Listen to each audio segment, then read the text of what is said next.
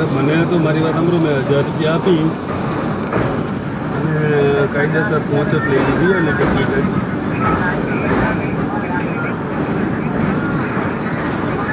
હા, 1000 નથી ગયું.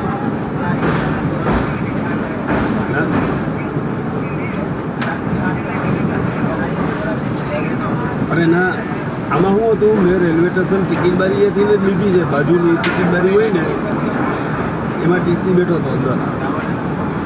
એટલે અમે એને પૂછ્યું કે ભાઈ આવી રીતે થયું છે, શું કરવું હવે? તો હું તમને ટિકિટ ફાડી દઉં કે પહોંચ ફાડી દઉં છું કે તમારા 1000 રૂપિયા થશે એ કે તમને કોઈ ઉતારી નહીં શકે આ ડબ્બામાંથી.